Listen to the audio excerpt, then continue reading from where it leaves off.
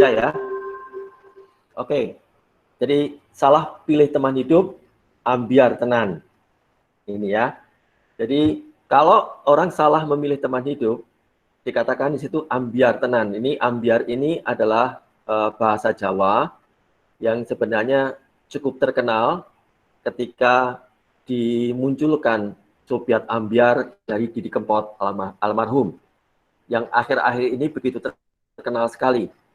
Ya, jadi saya merasa ini menjadi satu hal yang kontekstual terkait dengan kesalahan pilih teman, dan Didi Kempot sendiri kemudian juga menyanyikan satu lagu yang judulnya Ambiar. Ya, Didi Kempot sendiri menyanyikan satu lagu yang judulnya Ambiar.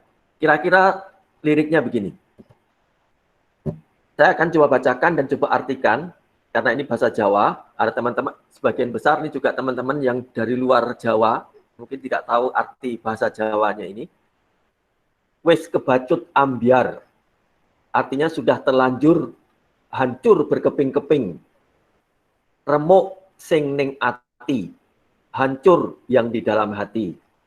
Opo ngene iki, apa begini ini, sing jenenge kurban janji, yang namanya kurban janji. Wis ambiar, sudah berkeping-keping.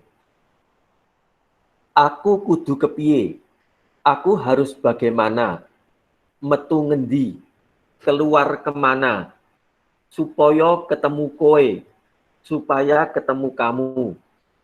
Wis kebacut ambiar, sudah telanjur berkeping-keping. Tresnaku kesasar, cintaku tersesat. Seneng karo kowe, senang dengan kamu, atau cinta dengan kamu.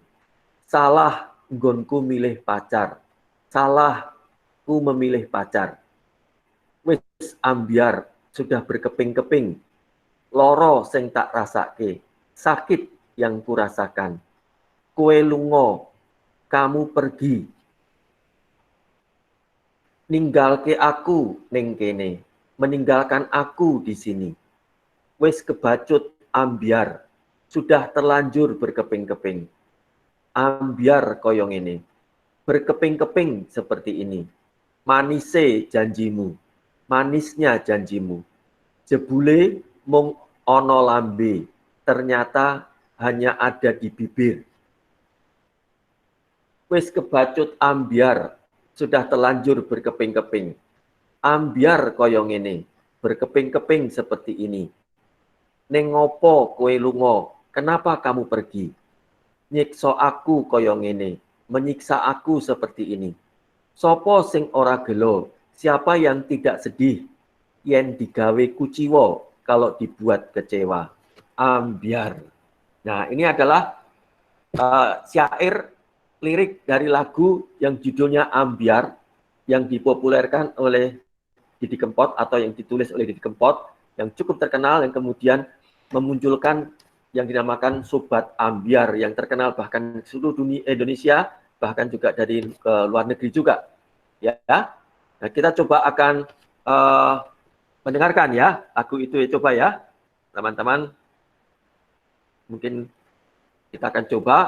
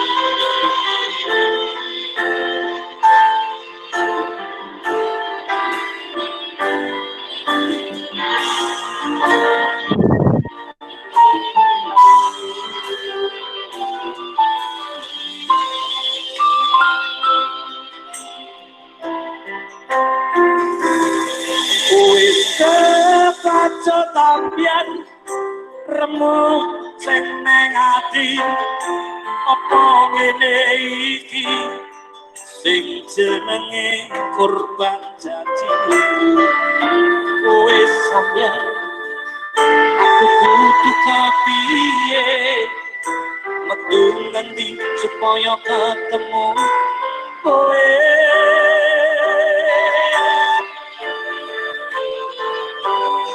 wes kepacut ambiar tresna aku kesasar seneng karo kowe salah nggonku milih pacar kowe sampeyan lara sing karasake kowe lunga ninggalke aku nang kene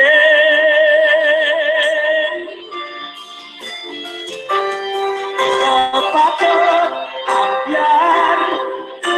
ambiar koyo ngene mari sejatimu jebule ono lambe patut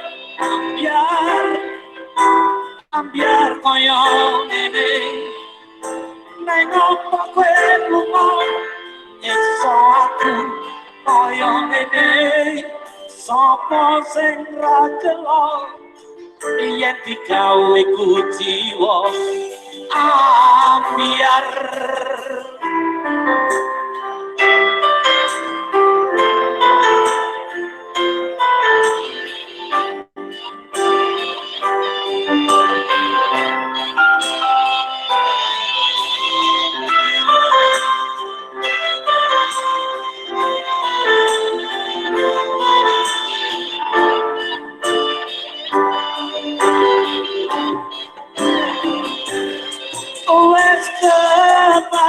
ambiar tresno ku kesasar seneng karo kowe salah nggonku milih pacar wis ambiar aku kudu kepiye metu ngendi supaya ketemu kowe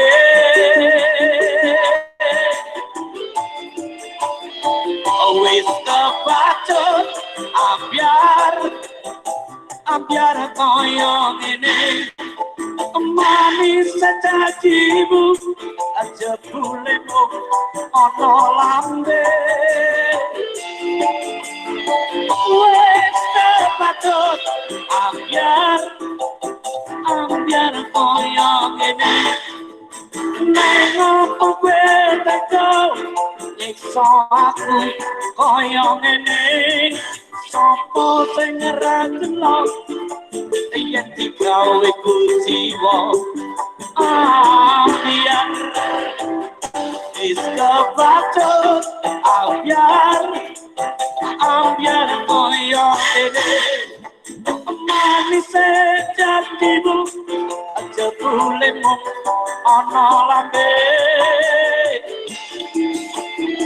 wes kepacut ambiar koyo ngene aneh opo kowe teko nyiksa aku koyo ngene sapa sing ra kelok yen digawe ku jiwa ambiar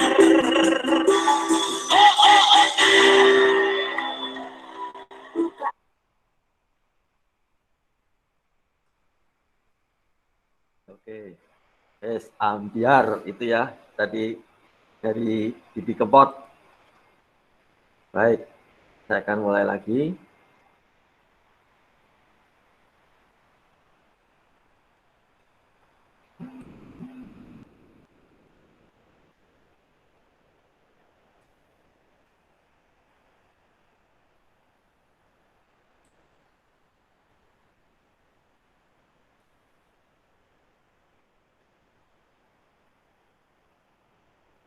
Mudah-mudahan menghibur ya, meskipun sedang berduka hati, meskipun patah hati karena dirayu ya, lalu kemudian menjadi ambiar.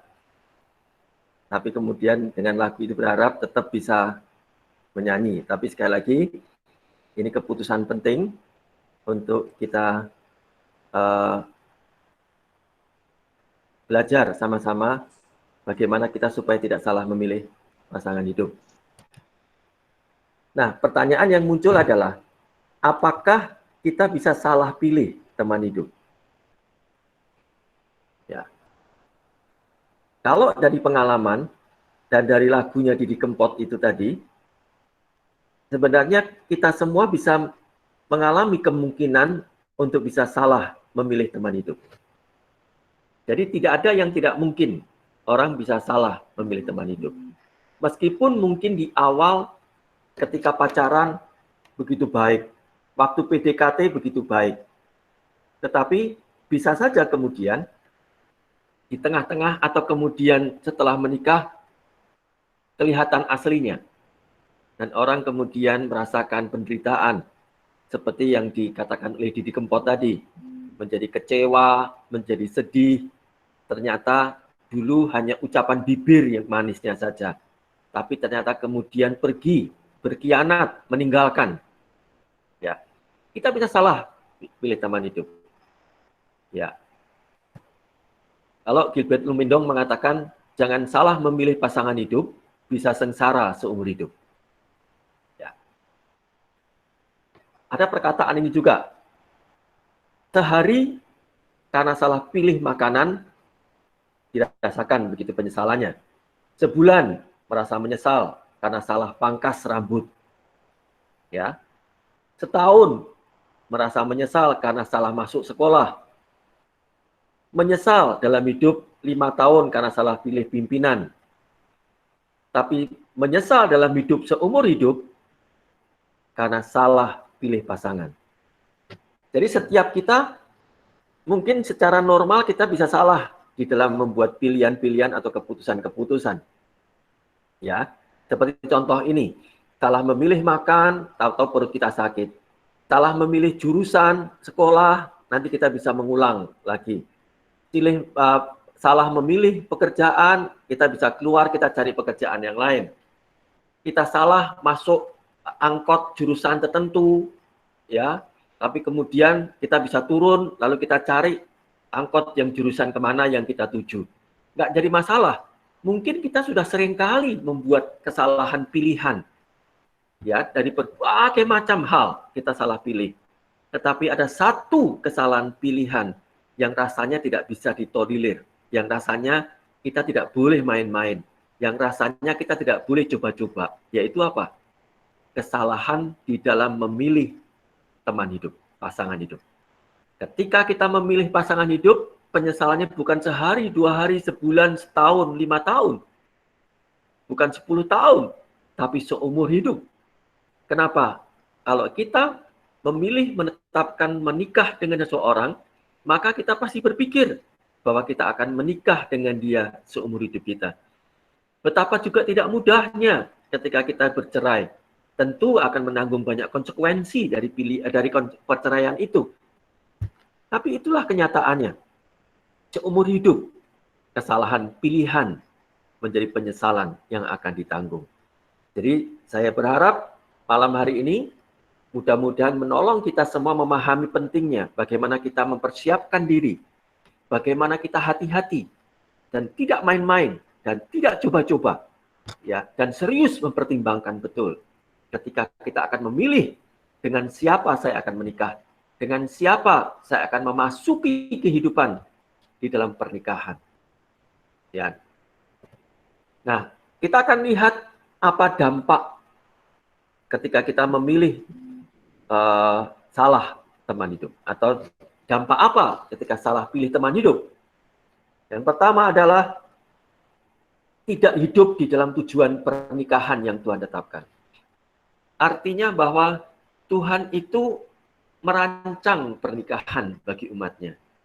Tuhan itu sejak awal ketika menciptakan Adam dan Hawa, dia menciptakan institusi pertama kali itu pernikahan. Lembaga pertama yang dibentuk oleh Tuhan itu pernikahan. Dan oleh karenanya Allah pasti punya rencana ketika Allah menetapkan orang menikah, mengendaki orang menikah, dan kemudian Allah membuat kriteria dengan siapa orang itu menikah, maka Allah mengharapkan dengan pernikahan umatnya itu atau anaknya itu, maka pernikahan itu akan mencapai tujuan yang Allah tetapkan. Tentu tujuan yang ditetapkan oleh Tuhan itu pasti baik. Tentu tujuan yang Allah tetapkan itu bukan sesuatu yang sementara, tapi sesuatu yang bisa dinikmati dalam keseluruhan hidup. Bukan hanya satu bagian demi bagian saja. Bukan hanya bagian fisik, tetapi keseluruhan. Bahkan pernikahan yang Tuhan tetapkan itu justru akan membangun satu dan yang lain. Justru akan makin memperlengkapi pasangan satu dan yang lain. Dan akan membuat pasangan itu menikmati betul pernikahan yang dijalaninya. Jadi kalau sampai seseorang atau Anda dan saya salah memilih teman hidup, maka kita tidak mungkin mencapai tujuan pernikahan yang Tuhan tetapkan. Kalau tidak mencapai tujuan yang Tuhan tetapkan, maka kita tidak ada bedanya pernikahan kita dengan pernikahan orang-orang yang di luar orang percaya atau di luar anak Allah. Jadi pernikahan itu hanya menjalani kehidupan rutinitas saja sampai kemudian mati. Dan itu pun hitungannya puluhan tahun, nggak sampai ratusan tahun. Dan kalau seandainya hitungan puluhan tahun itu dinikmati dengan indah, dengan mesra, dengan romantis, ya tanpa konflik yang berkepanjangan, masih lumayan. Tapi kalau seandainya yang hitungan puluhan tahun itu pun dinikmatinya dengan penuh dengan penderitaan, penyesalan, dan kata Didi Kempot dengan kecewa, dengan sedih, maka betapa sengsaranya, ya, yang harus ditanggung orang yang salah memilih teman hidup itu. Jadi teman hidup itu, pernikahan itu punya tujuan, ya. Maka itu sekali lagi, kalau Anda mau menuju tujuan yang Allah tetapkan itu, maka Anda harus mendapatkan orang yang satu visi, yang satu tujuan, yang satu pemahaman dengan Anda, dengan pengenalan akan Allah. Ya, sekali lagi dampaknya sangat serius. Anda nggak punya tujuan pernikahan, sekali lagi Anda pasti akan sengsara, Anda akan capek, Anda akan lelah, Anda akan pasti jenuh dengan pernikahan itu. Ya. Nah, yang kedua adalah dampak ketika orang salah memilih teman hidup, maka akan bisa banyak sekali pertentangan di dalam nilai-nilai. Ya, akan ada banyak pemahaman-pemahaman yang berbeda. Kalau salah memilih teman hidup, nilai-nilai yang dipunyai atau sesuatu keyakinan-keyakinan yang dipahami, prinsip-prinsip hidup yang dijalani, yang dipegang, mungkin berbeda. Dan kalau itu berbeda, pasti akan mengalami pertentangan. Ya, dan kalau kemudian itu berbeda, maka keputusan pun juga tidak bisa menjadi bulat. Ketika kemudian mendiskusikan persoalan atau masalah di dalam pernikahan, ya, jadi pernikahan itu juga pasti akan ada muncul banyak persoalan, ada banyak masalah. Nah, kemudian ketika membahas pasangan suami istri itu, membahas tentang masalah yang timbul di dalam pernikahan itu, tapi nilai-nilainya berbeda. Keyakinannya berbeda, konsepnya berbeda, pemahaman tentang kebenaran berbeda, pemahaman tentang sesuatu yang diketahui berbeda, apa yang diyakininya berbeda, sudut pandangnya berbeda, perspektifnya berbeda. Nah, kalau sudah sudut pandangnya berbeda, bagaimana bisa menemukan titik temu? Maka yang terjadi, keputusan yang diambil pasti akan sulit sekali. Dan kalau toh kemudian akan keputusan itu diambil, maka bisa jadi salah satu pihak akan merasa kecewa. Salah satu pihak akan merasa tidak puas. Kenapa? Karena merasa tidak tertampung semua apa yang menjadi pertimbangannya. Tidak semua bisa dilampiaskan dari semua yang dipahami itu kepada pasangannya. Dan kalau sudah begitu, yang terjadi adalah konflik. Ya, konflik. Apapun bisa jadi konflik. Uang bisa menjadi konflik. Anak bisa jadi konflik. Pekerjaan bisa jadi konflik. Masalah mertua jadi konflik. Masalah ngepel, cuci piring, cuci baju bisa konflik. Ya, masalah pertemanan bisa konflik. Ya, dan segala macam bisa menjadi keributan. Kalau tidak memiliki pemahaman nilai-nilai dan sebagainya. Jadi kesalahan pemilihan teman hidup itu ternyata juga akan dialami, bukan saja tujuan tidak tercapai, tapi kemudian juga dalam kehidupan sehari-harinya pun juga tidak bisa dinikmati dengan nyaman. Kalau toh kemudian ada orang yang ada pasangan kemudian yang oke-oke saja, itu saja mungkin ya daripada konflik lah. Akhirnya ya sudah nerima itu aja. Tapi di dalam hatinya dia nggak puas. Daripada nanti konflik, daripada nanti marah, daripada nanti cerai, maka ya sudahlah, aku kompromi saja. Gitu ya. Nah, seringkali kadang-kadang begitu. Nah, dampak kesalahan pilihan teman hidup itu juga demikian. Hidup pernikahan jadi tidak nyaman. Ya, tidak nyaman dijalani. Terpaksa mungkin dijalani. Jadi mungkin menjalani pernikahan itu setengah hati. Ya. Jadi kalau mau diteruskan, dia tidak nyaman. Dia merasa berat menjalani ke depan. Tapi kalau mau berhenti, mau cerai, terlalu banyak risiko juga. Dilematis rasanya. Jadi pilihan-pilihan hal yang sulit sekali. Membuat kemudian kadang-kadang ada orang demi anak sehingga tidak cerai. Ya demi status sosial tidak cerai. Atau kadang-kadang demi karena takut dinilai macam-macam ya oleh anggota gereja atau oleh siapapun begitu, sehingga mereka terpaksa menjalani pernikahan. Tetapi kemudian menjalaninya dengan penuh kesedihan, kekecewaan, kemarahan, dan seterusnya. Sehingga yang timbul ada kebencian bisa jadi. Ya, ada kebencian entah salah satu atau dua-duanya saling benci. Ya, padahal mungkin dulunya ketika mereka saling pacaran, dulunya saling cinta. Tetapi di dalam menjalani pernikahan kemudian timbul kebencian. Lalu timbul trauma kalau sampai ada kekerasan dalam rumah tangga, ya, mungkin ada kekerasan secara emosi dan sebagainya. Atau bisa juga muncul ada perceraian di sana.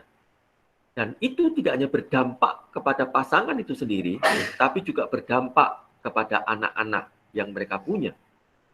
Jadi ternyata sekali lagi pilihan tentang teman hidup yang salah, dampaknya tidak mudah.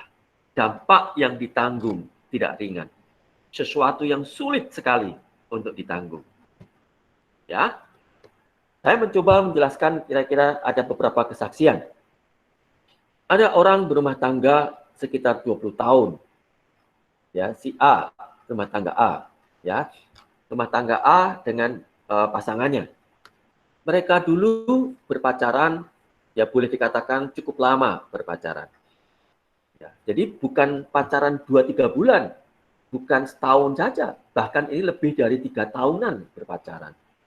Bahkan mereka dulu kuliah bersama-sama. Mereka dulu teman kuliah, mereka dulu teman PMK, teman kampus bersama-sama. Ya, mereka dekat sekali, mereka saling menyukai. Dan si laki-lakinya ini orangnya sangat pintar sekali. Orangnya cukup ganteng sekali. Pada saat itu, ya, istilahnya banyak wanita juga tertarik dengan si laki-laki ini, si pria ini. Dan si laki-laki ini orangnya sangat baik sekali, orangnya sangat care, orang yang sangat perhatian. Tidak hanya kepada pasangannya, kepada pacarnya itu, tetapi kepada semua orang. Jadi boleh dikatakan semua orang mengagumi dalam tanda kutip kebaikannya si laki-laki ini. Dan sangat beruntung sekali pada saat itu si perempuan atau si wanita ini mendapatkan laki-laki itu merasa begitu.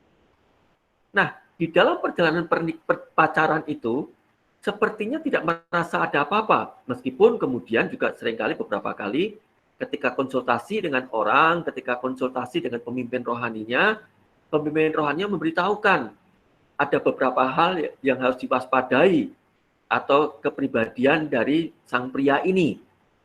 Jadi si wanita ini sering menceritakan pengalaman relasinya dengan pasangan itu, dengan pemimpin rohaninya. Dan pemimpin rohaninya sudah memberitahukan akan hal-hal yang perlu dicermati, yang perlu dipertimbangkan karena karakter dari si pria itu. Tetapi karena begitu cintanya, karena begitu sukanya, ya, itu kemudian si wanita itu tidak mempedulikan apa yang disarankan oleh pemimpinnya itu. Sehingga kemudian mereka menikah. Setelah menikah sekian tahun, sampai bahkan 10 tahun, ya mereka menjalani di awal-awal pernikahan 10 tahun di bawah itu, sekitar 0 tahun sampai 10 tahun, mereka sudah mulai merasakan kerikil-kerikil pernikahan itu sudah mulai dirasakan. Ya, si suaminya itu ternyata tidak atau malas bekerja.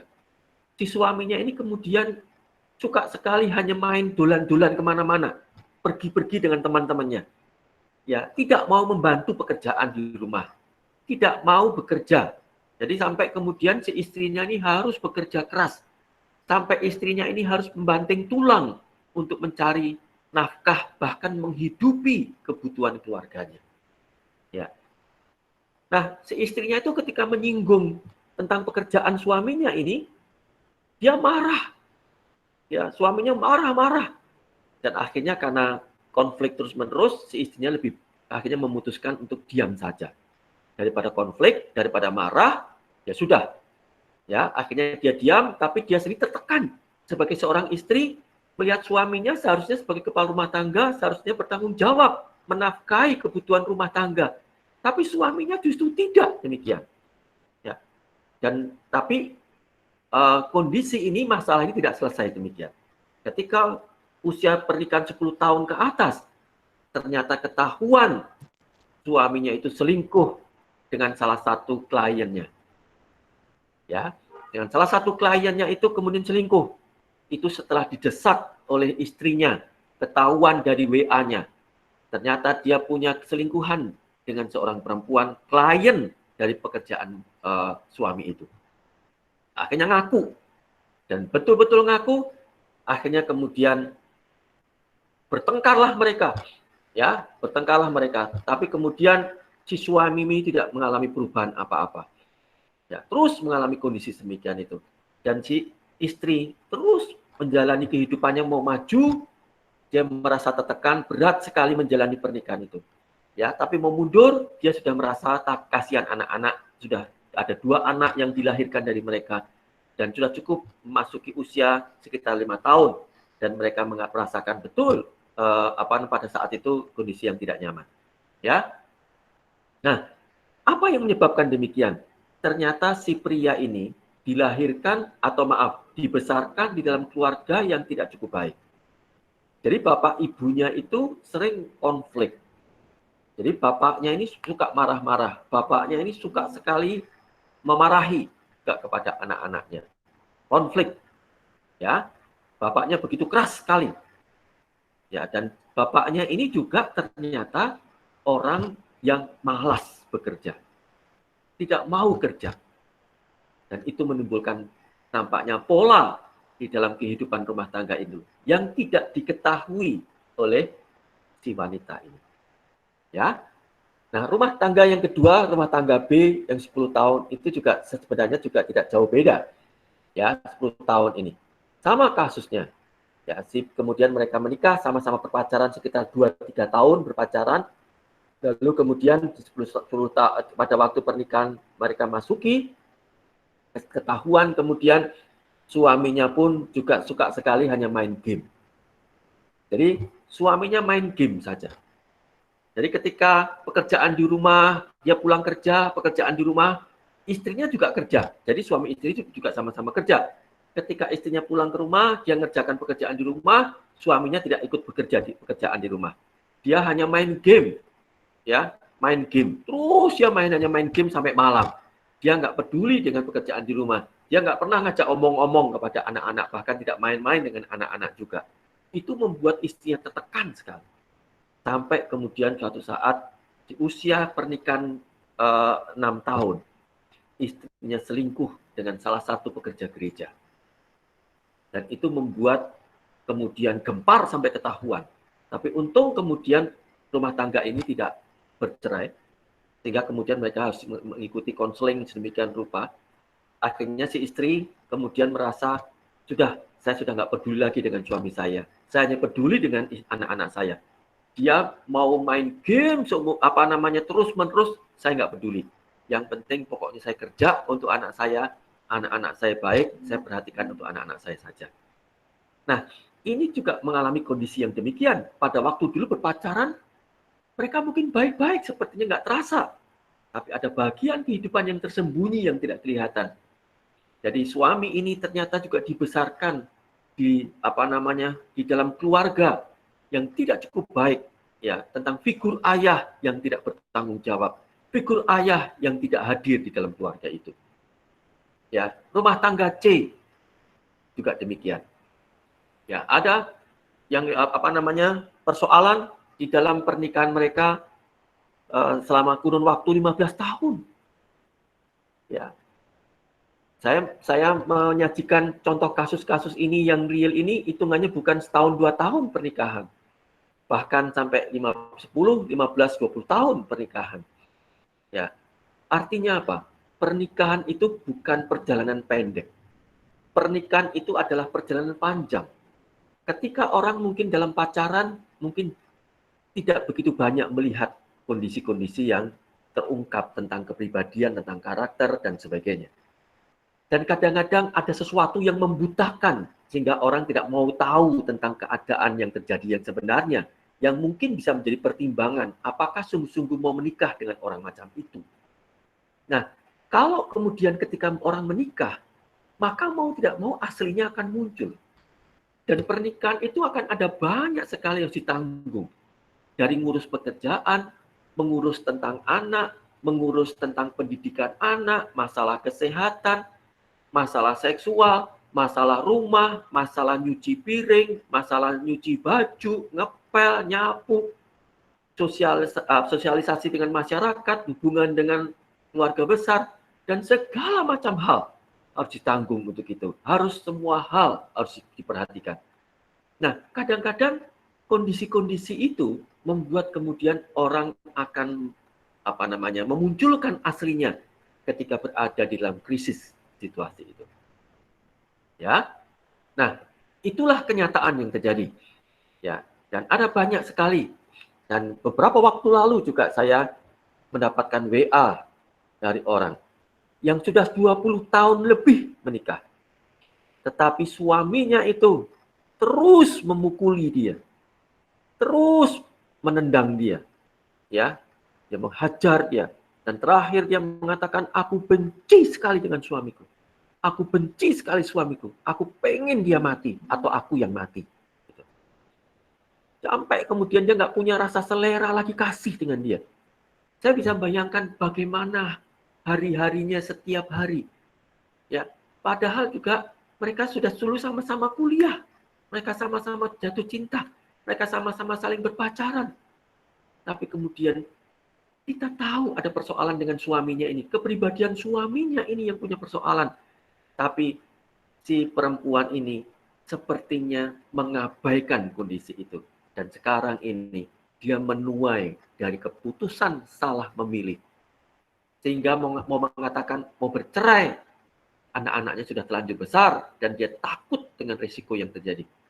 Tapi kalau dia terus, maka dia siap dengan dipukul, ditendang, dianiaya dengan atau diumpati, direndahkan dengan kata-kata yang begitu merendahkan dan sebagainya. Tapi itulah yang terjadi. Ya, saya banyak sekali melakukan konseling-konseling di dalam pernikahan. Saya juga melakukan banyak sekali konseling-konseling dengan anak-anak muda, remaja-remaja, siswa-siswa, ya, mahasiswa-mahasiswa. Mereka menceritakan bagaimana kehidupan keluarga, mereka menceritakan bagaimana kehidupan orang tuanya. Dan itu menjadi, sekali lagi, bukti-bukti, menjadi tanda-tanda, menjadi contoh-contoh yang bisa untuk kita pertimbangkan. Serius ketika kita akan memilih teman hidup. Ya. Nah, sekarang saya akan menjelaskan mengapa orang bisa salah pilih teman hidup. Mengapa orang bisa salah memilih teman hidup. Ya. Karena tidak tahu tujuan pernikahan yang baik. Jadi tidak tahu tujuan pernikahan yang baik. Yang dia pikir menikah itu hanya beranak pinak. Yang dia pikir menikah itu hanya bisa punya teman ngobrol. Dia pikir tujuan pernikahan itu bisa melakukan hubungan seksual. Dia pikir tujuan pernikahan nanti bisa jaminan masa depan tentang nafkah, ekonomi dan sebagainya. Tapi tidak, tujuan pernikahan hanya sekedar begitu. Nah, kalau orang hanya sekedar begitu, maka tentu kriterianya tidak akan muluk-muluk. Ya. Jadi orang jadi berpikir siapapun saya bisa menikah. Kalau tujuannya hanya sekedar begitu. Kalau hanya sekedar bisa punya anak, dengan siapapun juga bisa punya anak, kemungkinannya. Ya, atau kalau nanti bisa, yang penting nanti bisa punya rumah, nanti punya mobil, bisa punya fasilitas ini, ya bisa menikah dengan orang-orang kaya.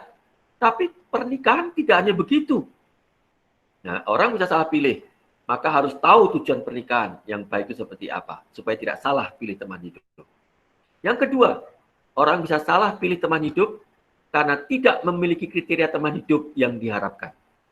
Jadi dia tidak punya kriteria. Dia sendiri nggak tahu kebutuhannya apa. Dia nggak mengenali dirinya sendiri kebutuhannya apa.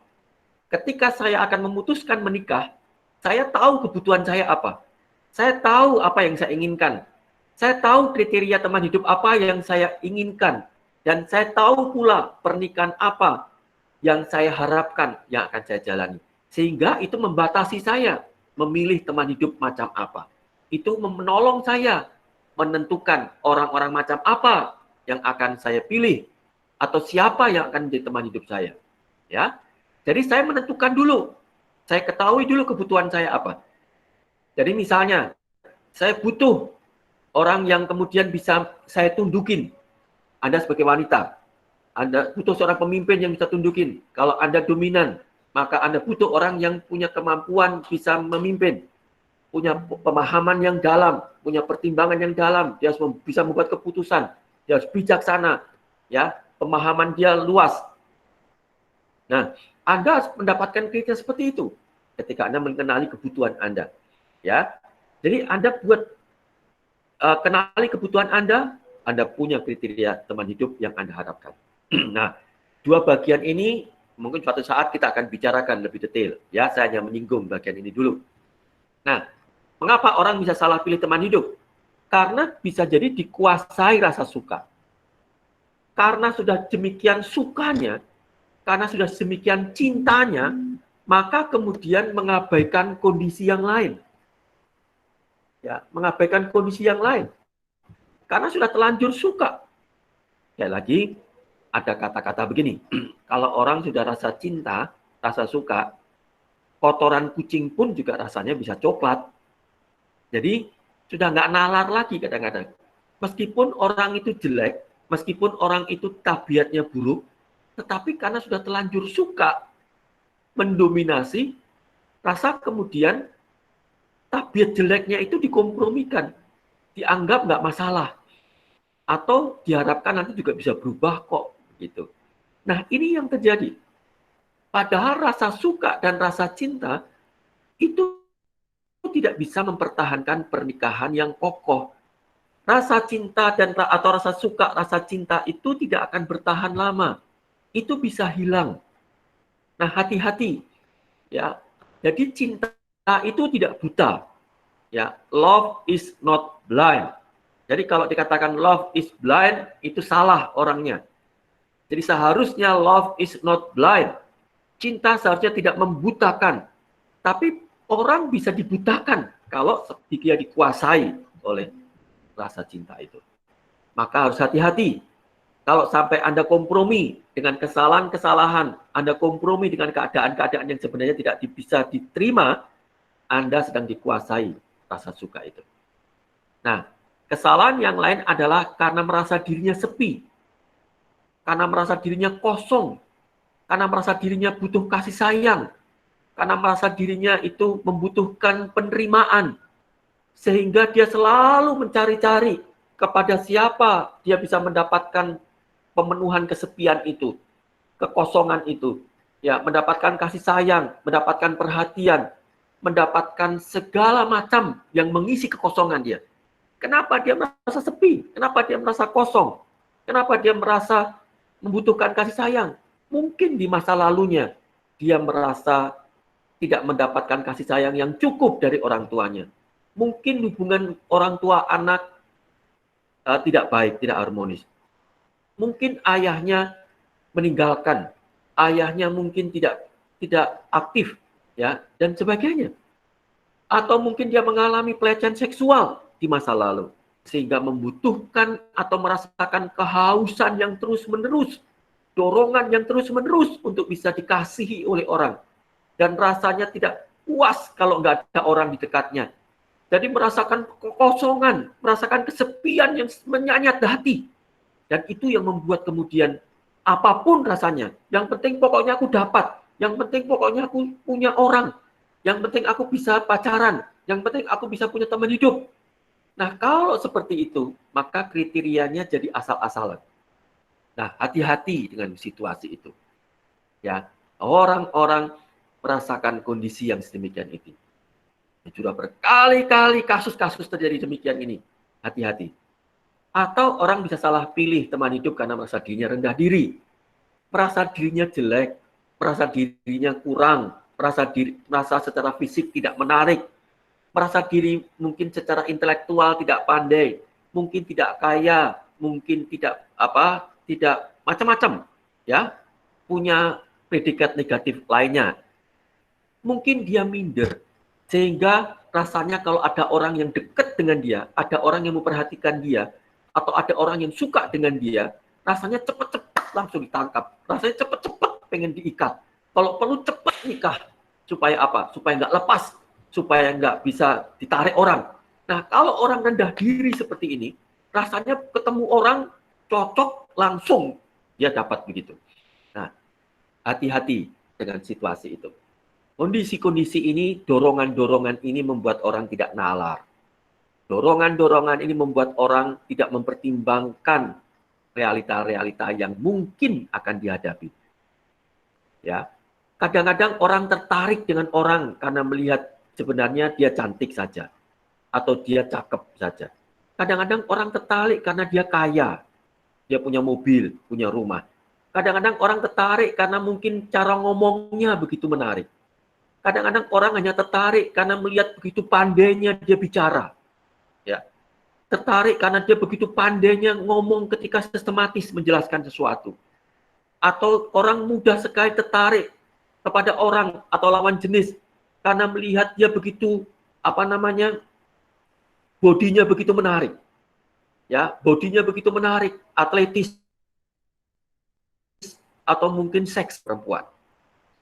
Atau merasa pembicaraannya nyambung apapun. Jadi kalau apa-apa ngomong nyambung, sehingga rasa tertariknya muncul. Atau rasa tertarik karena diterima, ya, diperhatikan dan sebagainya. Teman-teman, tidak masalah di awal-awal begitu. Tetapi sekali lagi, tidak cukup Anda menjalin pernikahan dengan seseorang. Atau Anda menjalin ikatan dengan seseorang, hanya berdasarkan rasa suka, perhatian, dan sebagainya itu.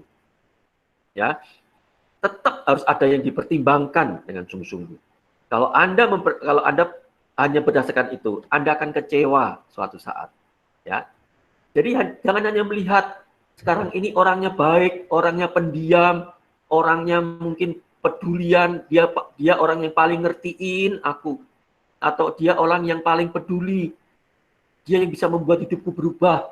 Sekarang ini orang yang bisa membuat aku hidupnya benar. Tidak. Ya, sekali lagi itu hanya sementara. Kadang-kadang begitu. Nah, nanti di dalam situasi di kemudian hari bisa berubah. Nah, faktor yang membuat orang bisa salah pilih teman hidup yang lain adalah tertekan dengan pandangan orang lain.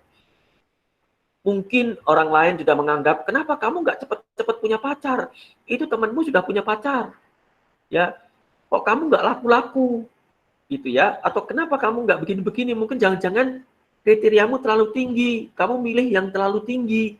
Atau sulit-sulit, kamu terlalu rumit, dan sebagainya.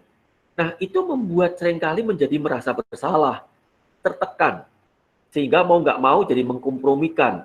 Ya sudahlah, kalau begitu standarnya aku turunkan, kriterianya aku turunkan, sehingga mau nggak mau, wah pokoknya aku dapat pasangan itu deh, nanti coba dulu jalani. Ya, hati-hati teman-teman, memilih pasangan hidup jangan coba-coba. Ya, menentukan teman hidup jangan pernah coba-coba. Kenapa? Kalau Anda pilih makanan coba-coba nggak masalah. Kenapa? Makanan benda mati. Kalau Anda coba-coba, kemudian ketika Anda merasa nggak cocok, Anda tinggal, Anda melukai hati orang itu. Anda mengecewakan orang itu. Pasti hubungannya jadi tidak baik. Hati-hati. Ya. Jadi sekali lagi, pandangan orang lain jangan sampai membuat Anda diatur. Atau Anda membuat keputusan terburu-buru, Anda membuat keputusan salah memilih teman hidup hanya gara-gara pandangan atau penilaian orang lain. Yang terakhir karena tekanan usia. Nah, hati-hati kadang-kadang bagi teman-teman perempuan, kalau sudah merasa usianya sudah mulai merasa usia usur, ya, mereka mulai takut. Aduh, nanti kalau aku nggak nikah-nikah, nanti usia aku begini, nanti bagaimana ini dengan, nanti kalau aku punya anak bagaimana, nanti pandangan orang bagaimana, dan seterusnya, dan seterusnya. Dan itu membuat kemudian menjadi tekanan. Ya, menjadi tekanan yang luar biasa. Nah, sekali lagi, saya memberitahukan, usia tetap dipertimbangkan, tetapi jangan sampai gara-gara Anda dikejar usia, lalu Anda membuat keputusan cepat untuk segera menikah. Tanpa mempertimbangkan, tanpa mengambil waktu untuk memikirkan dengan dalam-dalam. Karena pertimbangan, karena tekanan usia, membuat Anda cepat-cepat menerima lamaran orang. Jangan. Ya. Sekali lagi, kalau Anda salah membuat pilihan teman hidup, resikonya fatal dan bisa seumur hidup Anda. Ya. Nah, apa yang harus dilakukan? Yang pertama adalah jangan main-main pacaran atau menikah dengan orang beda agama. Saya menggaris bawah ini tebal-tebal. Menekankan ini tebal-tebal. Jangan pernah mencoba-coba berpacaran, menikah dengan orang beda agama. Ya. Meskipun Anda suka sekalipun, meskipun dia baik sekalipun, meskipun dia mengatakan akan mau pindah agama, meskipun dia mengatakan aku mau ikut agamamu, jangan mudah untuk mengatakan dia. Mungkin Anda mengatakan begini, tapi ada itu contohnya, ada orang menikah beda agama baik-baik saja pernikahannya, atau Anda mengatakan begini, itu ada orang menikah beda agama, tapi kemudian pasangannya mau ikut dengan dia. Betul, saya mengatakan demikian. Betul ada kasus begitu. Betul ada contoh begitu. Tetapi itu contoh kasus, bukan contoh secara umum. Jadi jangan pakai kasus khusus untuk Anda jadikan sebagai patokan. Kalau kasus khusus jadikan Anda patokan, maka Anda sedang mencelakakan diri Anda sendiri. Itu persentasenya terlalu kecil. Secara umum bermasalah. Ya. Anda mungkin mengatakan semua agama baik kan? Ya, atau Anda mengatakan iman itu adalah urusan masing-masing dengan Tuhan. Mungkin aku akan urusan dengan Tuhanku sendiri, dia urusan dengan Tuhanku sendiri, dengan urusan dengan Tuhannya. Toh nanti kalau menikah beda agama juga nggak apa-apa kok, bisa diatasi dengan toleransi, sama-sama menghormati. Nanti kalau minggu saya ke gereja, dia mungkin kemana, mungkin begitu. Ya, tapi sama-sama menghormati. Ya, perhatikan baik-baik. Apa konsekuensi kalau orang beda agama? Ya, di kemudian hari kita nggak pernah tahu pasangan kita itu akan makin mendalami agamanya atau tidak. Kalau dia makin mendalami, dan apalagi sekarang dengan model searching di Google, lihat YouTube dan sebagainya, lalu kemudian dia mendapatkan pemahaman-pemahaman yang makin dalam tentang agamanya itu, makin dia kokoh, makin yakin, maka dia pasti ada punya keinginan untuk membawa Anda ke agama dia. Nah, kalau Anda sudah menikah, apalagi Anda sebagai perempuan, kalau suami Anda beda agama, ya Anda mau nggak mau akan ikut dia. Kalau enggak, cerai. Ya kan? Yang menentukan keputusan suami, kepala rumah tangga. Ya, maka bagi teman-teman perempuan, saya memberi pesan dengan sungguh-sungguh. Kalau Anda main-main dengan pacaran dengan pria yang beda agama, Anda meresikokan diri Anda sungguh-sungguh. Sekali lagi saya katakan, jangan pernah main-main. Ya, Anda suka dia cantik, dia ganteng, coret dari kriteria Anda. Kecuali suatu saat tanpa hubungan dengan Anda, dia tahu sudah bertobat dulu. Nah, baru kemudian suatu saat Anda dengan dia mungkin. Tapi jangan sampai Anda menikah beda agama. Ya, atau pacaran dengan beda agama. Ya, itu pasti punya persoalan. Anak-anaknya pun juga pasti akan punya persoalan. Kalau anaknya 2 atau 3, nanti coba pilih yang ikut ibunya atau pilih agama bapaknya. Membingungkan. Ya, itu pasti rumit. Nah, maka itu di dalam Alkitab dikatakan demikian. Janganlah kamu merupakan pasangan yang tidak seimbang dengan orang-orang yang tak percaya. Sebab persamaan apakah terdapat antara kebenaran dan kedurhakaan, atau bagaimanakah terang dapat bersatu dengan gelap. Jadi, jangan merupakan pasangan yang tidak seimbang dengan orang yang tidak percaya. Teman-teman, saya menekankan sekali lagi, jangan pernah coba-coba. Ya, Anda salah pilih, karena Alkitab sudah menandaskan itu dengan jelas.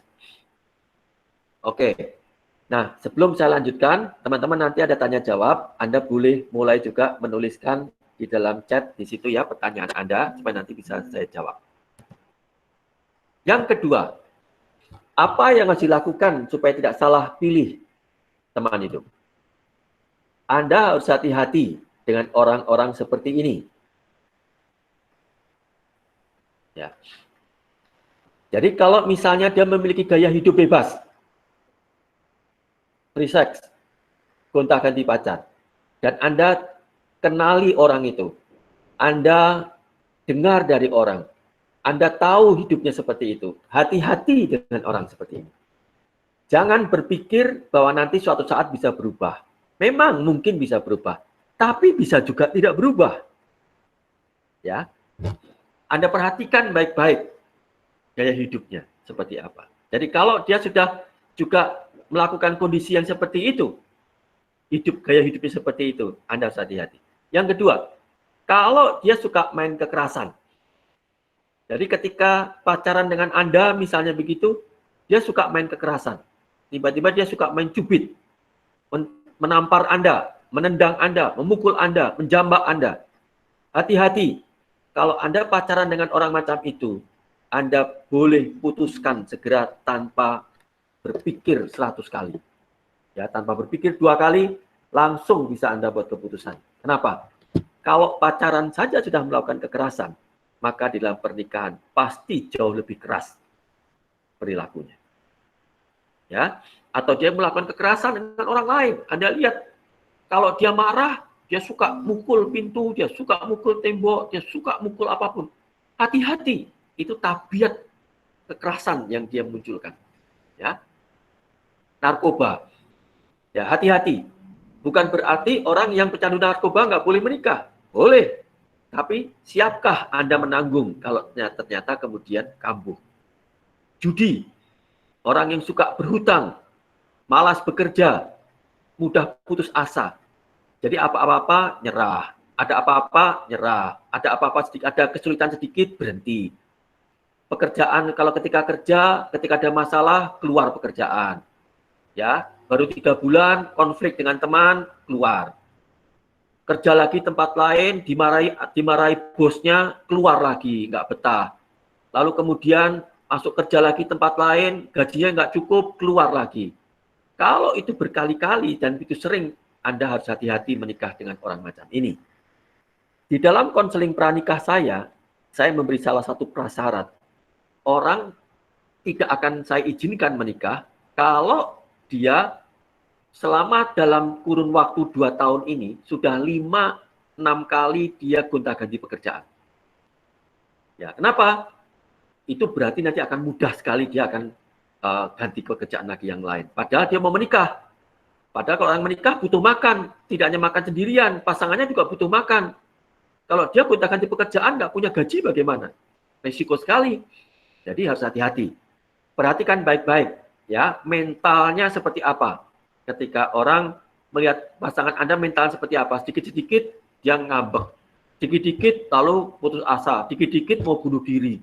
Dikit-dikit lalu melakukan tindakan-tindakan yang destruktif. Hati-hati. Ya. Nah, apa yang dilakukan lagi yang lain? Hati-hati dengan orang yang menutupi hidupnya. Dia nggak mau terbuka. Jadi kalau suruh cerita tentang hidupnya, dia suruh cerita tentang keluarganya, dan sebagainya, lalu kemudian dia tutupi, berbohong. Ya, mungkin Anda dengar dari orang lain, ternyata hidupnya nggak begitu. Mungkin keluarganya nggak begitu, tapi dia tutupin. Nah, orang macam ini, hati-hati. Ya, dia menutupi hidupnya, hati-hati sekali. Karena dia pasti akan ada banyak sekali ruang-ruang dalam hidupnya yang nggak akan dibukakan kepada Anda. Yang gelap sekali. Nah, yang lain adalah yang suka ngatur atau dominan. Yang suka ngatur, ya, selalu ngatur, apa-apa diatur, dominan. Di waktu pacaran pun ngatur sekali. Nggak boleh berteman ini, harus berteman dengan ini. Kalau pergi ke sini harus minta izin. Padahal baru pacaran, belum apa-apa sudah diatur-atur. Kamu pulang jam sekian, karena kalau nggak pulang nggak boleh. Kamu nggak boleh pergi, kamu nggak boleh begini, kamu nggak boleh pakai baju ini, kamu nggak boleh begini-begini. Potongan rambutmu begini-begini, semua diatur. Di dalam pacaran sudah mengatur demikian. Dominan sekali, hati-hati dengan orang macam ini. Ya, ini juga bisa persoalan berkaitan dengan toxic relationship yang beberapa waktu lalu tentang tanya jawab saya sudah menjelaskan tentang toxic relationship. Ini berbahaya sekali. Orang yang hubungan yang beracun ini akan melukai pasangannya. Ya, sangat melukai pasangannya. Ini sengaja maupun tidak sengaja akan membuat pasangannya tertekan, akan membuat pasangannya bahkan bisa depresi, tidak punya kepercayaan diri. Kenapa? Ya karena mungkin diatur terus, dimarahin terus, disalahkan terus, dan sebagainya. Hati-hati dengan orang begini. Sedikit-sedikit lalu marah, lalu kemudian minta putus, tapi putus nggak mau, dan sebagainya. Ini toxic relationship. Ya. Yang lain adalah tidak mau belajar. Hati-hati dengan orang yang tidak mau belajar. Yang keras kepala. Terutama bagi laki-laki. Teman-teman perempuan, hati-hati. Karena besok Anda akan menundukkan diri kepada kepala rumah tangga, yaitu suami Anda. Ya, suami Anda, laki-laki, maka kalau Anda lihat sekarang ini menampakkan ciri-ciri orang yang keras kepala, diberitahu sulit, diberitahu ngeyel, diberitahu membantah, mau menangnya sendiri. Kalau apa-apa selalu memotong pembicaraan, nggak mau mendengar. Diajak ikut belajar ini, diajak membaca buku ini, diajak ikut seminar, diajak webinar, nggak mau. Ya, pokoknya dia mau keras kekeh dengan maunya sendiri, pendapatnya sendiri.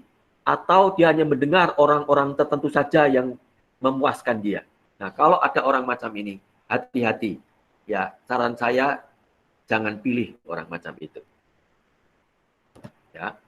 Lalu kemudian sebelum menikah, kenali calon teman hidup Anda. Kenali betul-betul teman hidup Anda. Jadi, Anda harus betul kenal. Jangan sampai Anda seperti memilih kucing di dalam karung. Ya, asal-asalan atau asal pokoknya dapat. Enggak. Kenali betul. Lihat, buka mata Anda. Ya, buka logika Anda. Buka pikiran Anda. Kenali betul. Jangan hanya lihat penampakan fisiknya. Jangan hanya lihat sebagai aktivis rohani. Jangan hanya lihat dia seorang yang melayani Tuhan. Jangan hanya lihat dia seorang yang sepertinya rohani.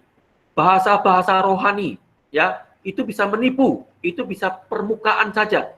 Kenali hidupnya, ketahui hidupnya, betul-betul. Kenali.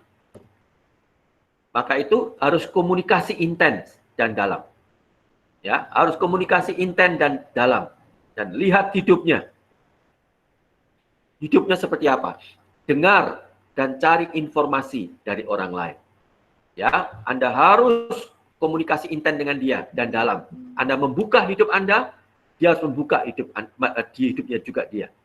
Ya, Anda perhatikan betul-betul seperti apa. Lalu perhatikan hidupnya. Ya, perhatikan ketika bersama-sama dengan dia, perhatikan reaksinya dengan orang, cara ngomongnya, responnya ketika ada masalah, ketika di jalan bagaimana, matanya bagaimana, cara ngomongnya bagaimana, ya, gesturnya bagaimana, dan sebagainya. Dan Anda perlu lihat juga bagaimana ketika dia menghadapi krisis, ketika menghadapi masalah.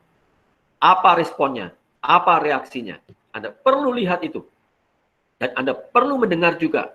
Cari info. dari orang lain.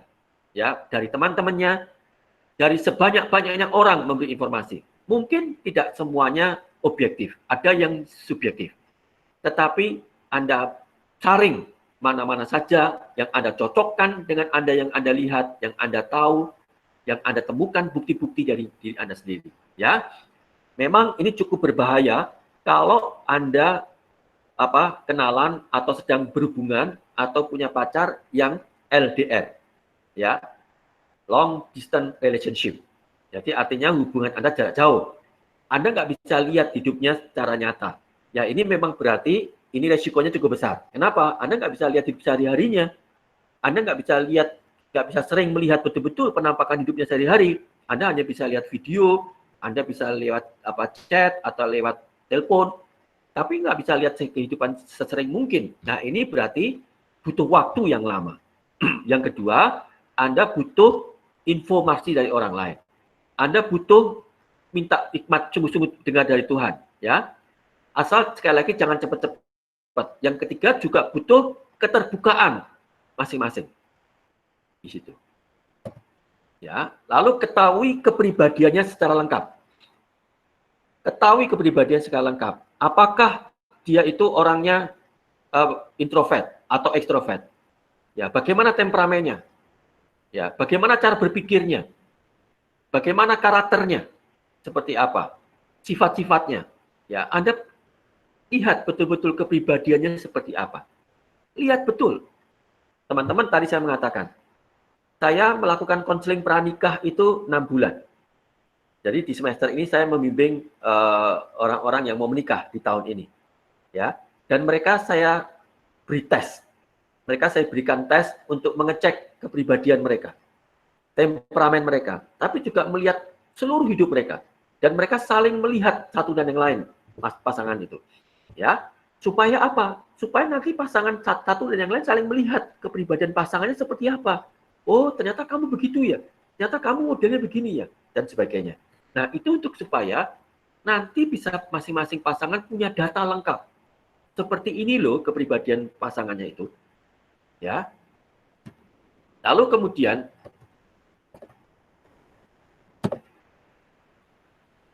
tadi kok hang ya.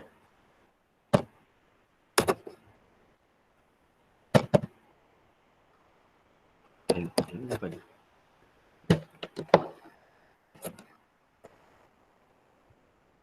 Apa mati ini?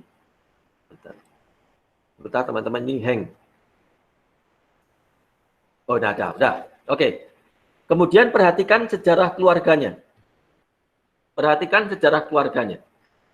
Jadi keluarganya Anda perhatikan betul. Ya, Anda perlu tahu keluarganya, hubungan antara bapak dan anak, hubungan antara bapak dan ibu, bagaimana komunikasinya. Seringkali orang-orang laki-laki pendiam, laki-laki pasif, itu juga kadang-kadang memberi contoh bapaknya yang pasif. Ya, bapaknya pasif, bapaknya pendiam, yang cenderung kemudian istrinya atau ibunya dominan. Kepribadiannya begitu dominan, mungkin karakternya atau temperamennya kolerik, begitu ya. Sehingga ibunya sering membuat keputusan-keputusan, mungkin begitu. Kadang-kadang ibunya sering marah-marah, ngatur ini dan sebagainya, bapaknya hanya diam, gitu ya. Hanya pasif, begitu. Dan sebagainya. Maka kadang-kadang itu membuat kondisi anak-anaknya bisa tidak jauh beda dengan begitu. Nah, perhatikan keluarganya. Bagaimana komunikasinya, bagaimana kepribadian bapaknya, karakternya, ya konflik-konflik yang ada, ya bagaimana saudaranya, dan sebagainya. Perhatikan sejarah keluarganya itu. Lalu juga perhatikan perkembangan hidupnya. Perkembangan hidupnya dari kecil, lalu sampai dia dewasa. Perhatikan betul. Ya, nah tadi saya katakan juga dalam konseling pranikah saya ada alat tes yang saya tanyakan tentang bagaimana si orang ini tentang latar belakang dari 0 tahun sampai usia saat ini. Jadi melihat perkembangan hidupnya seperti apa, ada peristiwa apa saja yang terjadi, ada pengalaman krisis apa yang terjadi, ada pengalaman positif apa yang terjadi. Nah, saya menilai di situ. Lalu saya memberitahukan kondisinya itu kepada pasangannya dan mereka saling tahu. Ya, ini penting terjadi. Kadang-kadang ini seringkali diabaikan. ini seringkali kemudian tidak terlihat. Sehingga kadang-kadang ada orang pacaran saja, hanya makan-makan saja, nonton-nonton bioskop saja, mungkin pergi ke sana kemari, foto-foto, selfie-selfie, sebagainya, tetapi nggak pernah bicarakan dari begini. Perlu itu dibicarakan, perlu itu diketahui, dibuka, supaya nanti masing-masing tahu betul seperti apa kondisinya. Ya, dan memang nanti ada beberapa hal yang sangat pribadi sekali yang harus diketahui. Nah, maka itu perlu minta bimbingan orang dewasa.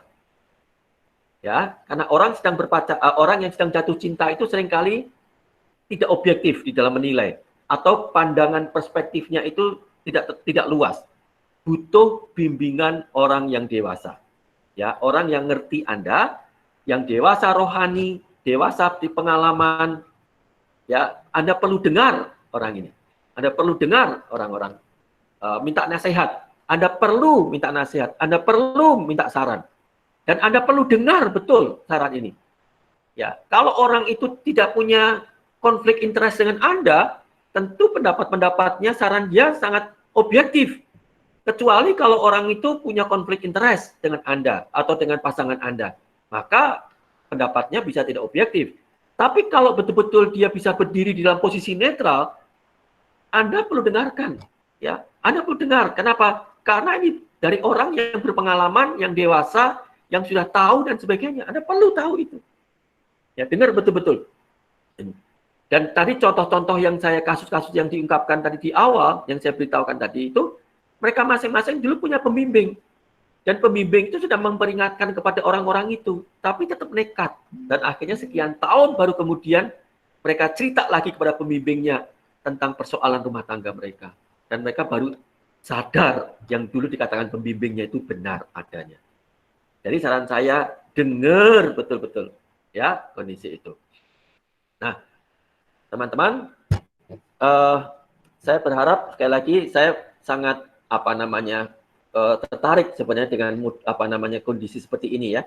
Saya tertarik dengan melihat adik-adik atau melihat teman-teman itu punya pasangan hidup yang benar, menjalani pernikahan yang benar. Saya berharap sekali, maka itu kenapa saya melakukan bimbingan pernikahan 6 bulan, mengapa saya melakukan webinar ini. Karena sekali lagi saya berharap supaya masing-masing orang mendapatkan pasangan hidup yang baik, menjalani pernikahan yang baik, memuliakan Tuhan dan mengalami kepuasan dalam hidupnya. Saya pengen sekali. Saya mau juga jadi mentor. Saya mau jadi orang yang bisa menjadi konsultan. Saya mau menjadi orang yang bisa jadi konselor dari Anda. Dan saya waktu di webinar saya tentang rasa suka, rasa cinta tidak cukup itu, saya pernah memberitahukan kan, suatu saat saya rindu supaya ada suatu saat ada acara yang bisa membuat Anda semua kenal. Ini kan masing-masing Anda kan mungkin tidak saling kenal. Ya, dari Sabang sampai Merauke ini. Ya sebenarnya masih banyak teman-teman yang mau ikut tapi karena terbatas kuotanya sehingga nggak bisa. Ya. Dan mungkin bisa saja kemudian bisa ada saat ada acara saling kenal, nanti saya bisa memperkenalkan, mungkin saya bisa rekomendasi, saya bisa menjadi konselor, saya bisa menemani Anda dan ya kemudian Anda bisa mendapat pasangan hidup dan Anda bisa menikah dengan baik. Ya, kami doakan. Saya hanya berpikir ide itu dan berpikir kemungkinan itu bisa dilakukan. Ya. Nah, sekarang apa yang dilakukan lagi? Sadari, bila dikuasai perasaan suka, logika bisa tertutup. Nah, sadari itu betul. Ya, Anda bisa tertutup logika Anda. Kalau Anda sudah mulai hanya perasaan suka.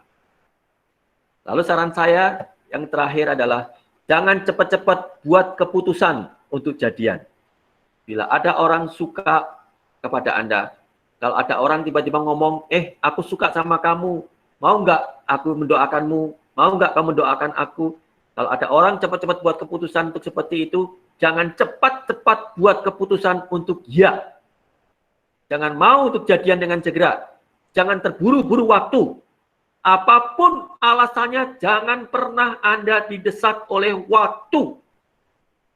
Ya, karena pilihan teman hidup ini sesuatu yang sangat berisiko dan panjang risikonya. Anda butuh waktu untuk mempertimbangkan.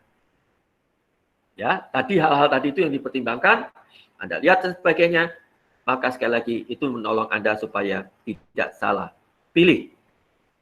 Oke, itu teman-teman yang saya bagikan. Saya berharap ini menolong Anda supaya Anda tidak salah di dalam buat keputusan. Oke, mudah-mudahan jadi berkat. Nanti silakan ada pertanyaan, saya siap untuk menjawabnya.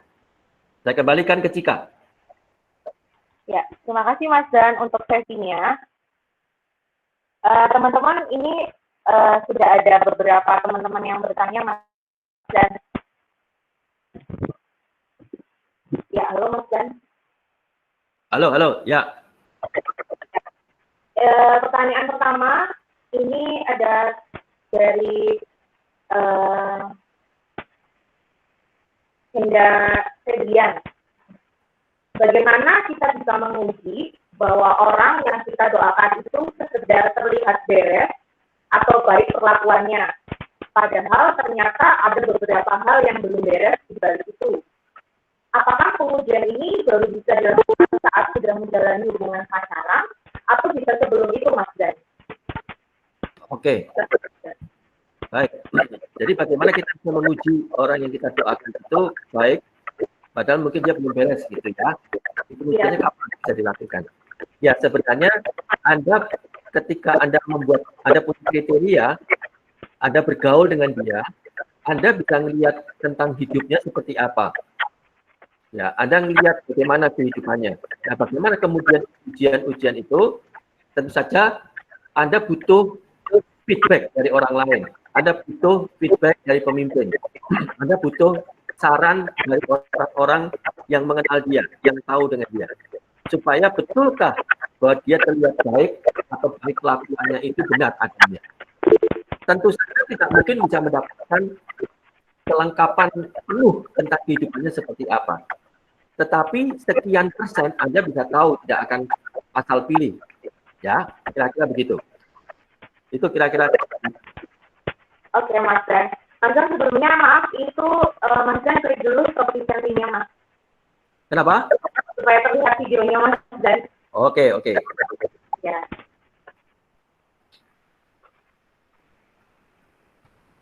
Mas Dan. Oke, sudah. Stop recording-nya sudah ya, Mas? Oke, ini ada pertanyaan. Mas Dan, pertanyaan berikutnya. Ya.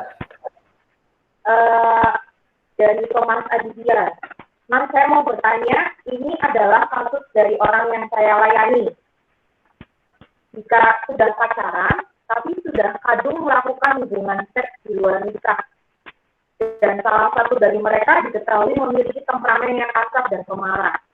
Bagaimana meresponnya dengan tepat ya, Mas? Kemudian, apakah pacaran tersebut diteruskan sampai ke pernikahan atau bagaimana ya, Mas? Terima kasih. Oke, baik. Nah, kadang-kadang ada kasus-kasus yang demikian juga terjadi. Maka itu sebenarnya ketika berpacaran sangat hati-hati sekali. Harus dijaga betul kontak fisik. Harus dijaga betul bagaimana mempertahankan keputusan supaya tidak terjadi hubungan seks ketika waktu pacaran. Karena ketika sudah terjadi hubungan seks, maka itu akan bisa mengikat, terutama bagi teman-teman perempuan, itu bisa menjadi ikatan yang sangat menakutkan sekali, ya. Sehingga kadang-kadang teman-teman perempuan resikokan dirinya, ya, demi mempertahankan hubungan itu, meskipun mungkin mengalami perlakuan kasar dan marah dan sebagainya dari pasangannya. Ya, nah saya berpikir kalau sudah seperti begini harus hentikan hubungan seks itu. Tapi kalau kemudian dari ketahui pacarnya demikian kasar pemarah ini, saya pikirkan ulang hubungan itu ke depan. Ya, kalau misalnya dia mengalami kekerasan dari pasangannya, pikirkan ulang karena ini sangat berisiko sekali. Ya, tapi bagaimana kemudian dengan sudah terlanjur hubungan seks? Ya sudah, itu menjadi bagian konsekuensi yang ditanggung. Ya, dan berdoa betul, bertobat betul, dan sungguh-sungguh kemudian mendoakan supaya suatu saat mendapatkan calon teman hidup yang dewasa yang bisa menerima latar belakang dia yang seperti itu atau kondisi dia yang begitu. Tapi daripada nanti maju terus dengan kemudian dikasari, ya kemudian mungkin mengalami kekerasan, resikonya besar, lebih baik mungkin pilihannya enggak mengalami begitu. Nanti karena pilihan dapatkan teman hidup yang baik masih mungkin gitu. Itu kira-kira Cika. Oke Mas Dan, terima kasih. Berikutnya ada pertanyaan lagi Mas. Dari Okta. Malam Mas Daniel, saya ingin Itu atasnya. ya, gimana Mas? Yang atasnya itu. Oh ya Mas Dan. Dari Mima Bintoro, saya ingin bertanya, laki-laki itu kan makhluk visual. Saya sering mendapati laki-laki senang memfollow banyak akun perempuan-perempuan cantik di Instagram, di TikTok atau di platform aplikasi lain. Beberapa orang memaklumi, beberapa yang lain tidak. Nah, kira-kira untuk hal itu batas wajarnya apa ya, Mas Dan? Apakah wajar-wajar saja selama laki-lakinya tidak sampai mengajak komunikasi atau komentar yang genit? Gitu, Mas Dan. Silakan, Mas Dan.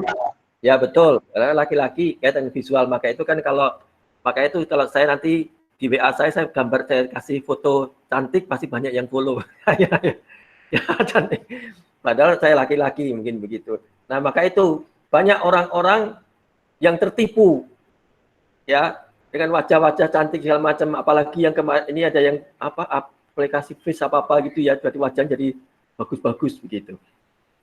Nah, ya memang itu kondisinya, laki-laki juga bisa yang sering begitu-begitu ya. Maka itu teman-teman perempuan hati-hati kalau memang laki-laki ya begitulah kondisinya ya, yang itu wajar saja ya. Sekali lagi, kalau Anda misalnya memfollow atau apa-apa, tapi kalau kemudian sudah mulai nggak betul kata-katanya, komentarnya dan segala macam, ya Anda mau blok atau mau apapun gitu ya, ya boleh unfollow dan sebagainya, boleh juga ya.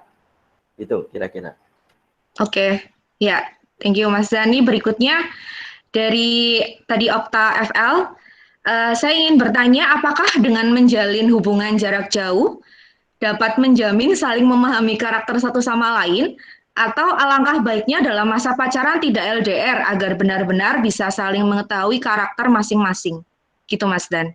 Ya, baik. Memang tadi seperti yang saya katakan, memang kalau kondisi yang ideal itu kalau bisa istilahnya tidak LDR gitu ya, yang bisa tahu kondisinya, bisa sehari-hari mungkin begitu, yang tidak hanya dari chattingan dan telepon dan sebagainya begitu. Tapi kalau situasinya memang terjadi LDR, ya itu kan sulit. Ya memang artinya kenalannya waktu LDR dan sebagainya, ya bisa saja. Maka tadi saran saya tetap butuh waktu, jangan cepat-cepat. Kadang-kadang orang yang bersama-sama bertahun-tahun pun, pacaran bersama-sama bertahun-tahun pun juga tidak menjamin kok hidupnya baik atau kemudian ke depannya akan baik. Kenapa? Karena kadang-kadang seperti tadi, ada latar belakang kondisi kepribadian nggak dilihat, nggak dipertimbangkan itu. Informasi dari orang juga nggak dipertimbangkan. Nah, jadi saran saya butuh waktu yang cukup, lalu kemudian intens komunikasi, intens saling terbuka, cerita-cerita apapun kondisinya, termasuk latar belakang, perkembangan hidupnya seperti apa, pengalaman-pengalaman hidupnya seperti apa, bagaimana keluarganya, komunikasinya, relasinya, dan sebagainya. Nah, itu kemudian juga dengar dari informasi dari orang lain, butuh informasi, sampai kemudian, oh ya kira-kira saya punya data cukup dengan situ, pertimbangan-pertimbangannya cukup, kepribadian seperti apa, cukup. Nah, kira-kira seperti itu. Jadi maksud saya perbedaannya apa? Perbedaannya kalau dengan LDR dengan yang tidak LDR, orang LDR butuh waktu cukup lama. Ya, kemudian yang tidak LDR berarti kan bisa punya datanya lebih banyak gitu, lebih cepat. Oke. Oke Mas Dan. Lanjut ya Mas, pertanyaan berikutnya.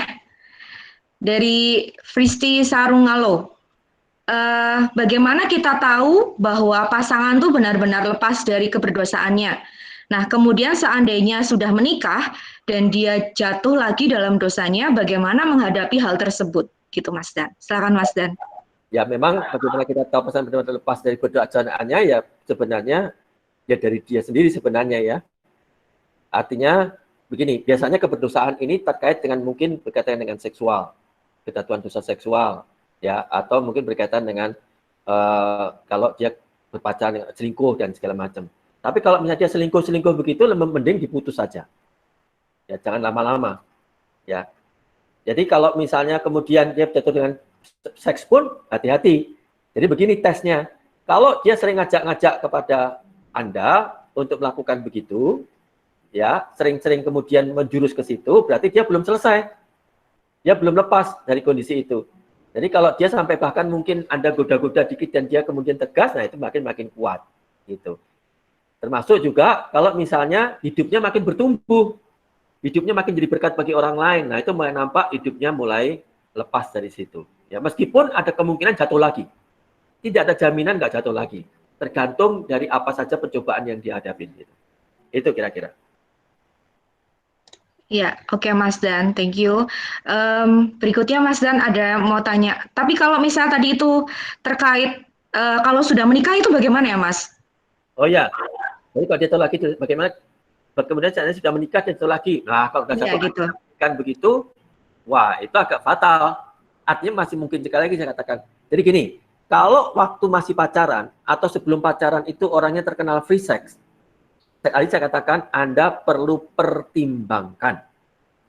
Siapkah Anda menanggung kalau ternyata nanti ketika menikah dia jatuh lagi gitu. Itu tadi yang saya katakan untuk ditanggung, untuk dipertimbangkan. Tapi orang yang mungkin pernah jatuh dalam dosa seksual, mungkin ketika menikah masih mungkin juga jatuh dalam dosa seksual, mungkin juga, ya. Nah, tergantung apakah Anda siap menanggung dengan kondisi itu, ya, mengampuni dia, terus mengajak dia sungguh-sungguh untuk bertobat. Nah, Anda perhatikan kalau ternyata dalam diri Anda sendiri juga misalnya ada faktor yang mendukung dia jatuh lagi, Anda perlu perbaiki, ya. Jadi kadang-kadang kan kejatuhan orang seksual kadang-kadang pasangannya tidak melakukan perannya, juga salah satunya begitu. Nah, itu harus dibicarakan. Itu butuh konselor, butuh konseling untuk membicarakan lebih dalam terkait dengan pasangan ini. Itu kira-kira. Oke Mas Dan. Pertanyaan berikutnya ya Mas Dan. Dari Freddy Alki. Bagaimana caranya agar prinsip atau punya pendirian sendiri itu memilih pasangan tanpa tertekan dengan pandangan orang lain? Nah, maksudnya agar prinsip dalam diri sendirinya itu tidak goyah gitu, Mas Dan. Ya, yang pertama ya pahami bahwa pernikahan itu kan akan dijalani sendiri. Bahwa hidup saya kan milik saya sendiri. Apapun yang terjadi dalam hidup saya yang akan menanggungnya kan. Jadi orang lain kan tidak boleh menentukan masa depan saya. Orang lain tidak boleh menentukan kebahagiaan saya. Jadi artinya harus punya kesadaran, harus punya keyakinan bahwa hidup ini adalah hidup saya. Hidup ini milik saya. Masa depan saya adalah masa depan saya yang menentukan. Jadi itu aja prinsipnya. Supaya nanti nggak tergantung dari orang lain. Orang mau ngomong apapun juga kan bisa berubah-ubah. Contoh begini aja deh. Sederhana. Apapun hidup kita itu kan selalu ada pro kontra. Ya, coba Anda coba potong rambut sekarang. Misalnya Anda potong rambut Anda, misalnya rambut Anda lurus. Tiba-tiba rambut Anda buat keriting.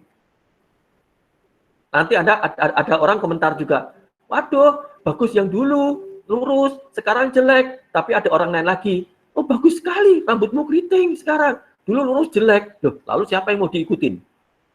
Kan repot. Orang selalu pro kontra. Maka jangan pernah hidup dari penilaian orang lain. Itu. Asal benar, ya. Kalau hidup kita salah, ya pandangan orang lain diikutin dong, gitu. Oke. Oke, Mas Dan. Berikutnya ya, Mas Dan, pertanyaannya, cara tahu orang yang kita tanya itu netral atau dia punya konflik interest dengan kita, atau misalnya pasangan kita itu bagaimana ya, Mas? Ya, pertama tentu kalau ada misalnya orang itu ada hubungan nggak hubungan secara biologis, misalnya gitu. Jadi misalnya Anda tanya kepada kakaknya, ya mesti nggak netral juga kan, atau saat ada sisi, tergantung ada kondisi apa. Ya, dan kemudian ada hubungan apa, misalnya terkait ada persoalan apa orang itu sebelumnya dengan orang pasangan Anda atau dengan Anda. Kalau Anda nggak ada masalah apa-apa, kalau pasangan Anda nggak ada masalah apa-apa dengan orang itu, dan orang itu juga baik, terkenal baik, orang itu hidupnya benar dan sebagainya, ya Anda bisa percayai bahwa orang itu netral. Kedua, Anda cek apakah saran-sarannya itu objektif nggak? Apakah saran-sarannya itu bertentangan nggak dengan norma-norma umum atau firman Tuhan? Jadi kalau ternyata kemudian saran-sarannya itu ternyata kemudian ya misalnya kemudian nggak betul, ya Anda perlu pertimbangkan. Ya kadang gitu. Oke. Gitu ya, Kak. Tadi siapa Aruberto. Berikutnya dari Paruhita Mada. Ketika orang sudah terbawa perasaan karena sering bersama, Merasa nyaman biasanya sulit untuk melihat secara logika, bahkan secara tidak sadar malah kriteria dicocok-cocokkan gitu ya dengan orang yang disukai itu. Nah, bagaimana cara kita untuk tetap berpikir secara logika dan nalar yang benar ketika perasaan yang sedang menguasai? Karena biasanya dalam kondisi ini tidak mau dengar pendapat orang lain. Gitu, Mas Ya, Dan. betul. Ini tadi yang betul juga. Ini memang benar seperti itu kondisinya. Kalau sudah terbawa perasaan kan jadi tadi benar nih seperti yang saya katakan tadi semua. Ya karena juga nggak dengar perasaan, mendengar pendapat orang lain. Ya betul juga karena begitu. Nah, bagaimana caranya bisa menolong? Saran saya begini, Anda mau mendapatkan pernikahan macam apa? Anda ingin memiliki pernikahan macam apa? Jadi gambaran pernikahan yang Anda ingin miliki seperti apa? Nah, kalau Anda ingin mendapat pernikahan yang baik, kalau Anda ingin menjalani hubungan dengan seseorang dan Anda menikmati dengan baik, jadi begini, Allah itu merancang pernikahan untuk dinikmati dengan baik. Nah, kadang-kadang orang itu justru menikah mengalami penderitaan yang seharusnya tidak perlu ditanggung. Gitu. Nah, banyak orang menanggung sesuatu yang sebenarnya tidak perlu ditanggung. Nah, seharusnya menikmati pernikahan itu, meskipun tetap ada masalah, meskipun tetap ada konflik, tetapi tidak sering-sering konflik. Ya, tidak banyak bermasalah juga.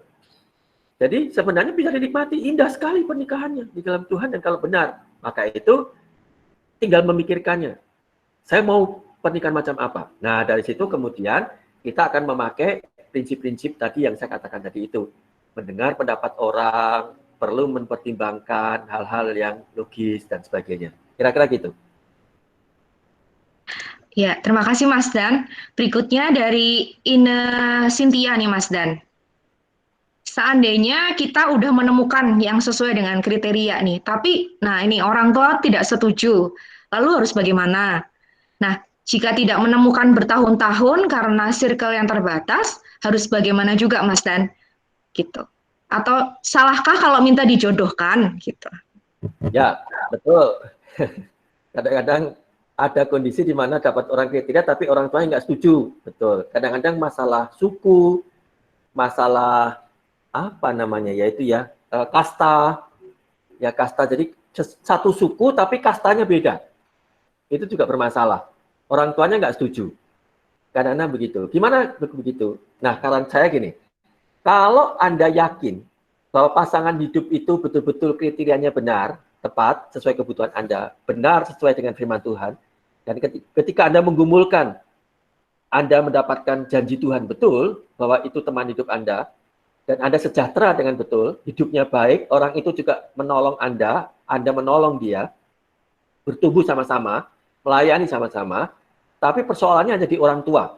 Dan orang tua itu pertimbangannya, perhatikan gini, kalau pertimbangan orang tua itu dasarnya tidak nalar atau alasannya itu tidak logis, misalnya seperti tadi yang saya katakan gini, seperti dulu, misalnya gini, kamu jangan pilih dia, kenapa? Karena dia bukan PNS. Nah, itu tidak logis. Ya, maksud orang harus menikah dengan PNS semua gitu ya, dasarnya mana gitu kan? Ya mungkin betul ada dasarnya, pikirannya gini, supaya jaminan pensiun masa depan. Tapi kan itu bukan satu-satunya pilihan, mungkin begitu kan. Kalau misalnya, kenapa kok jangan menikah dengan orang itu? Karena beda agama. Nah, itu betul, saran itu harus didengar. Ya, tapi kalau tadi dia bukan PNS, gitu ya, dan sebagainya, nah nggak logis, Anda terus doakan. Doakan betul, sabar, suatu saat Tuhan akan meminta, Tuhan menggerakkan orang tua, melembutkan hati orang tua. Biasanya Tuhan menggerakkan orang tuanya kemudian menerima. Ya.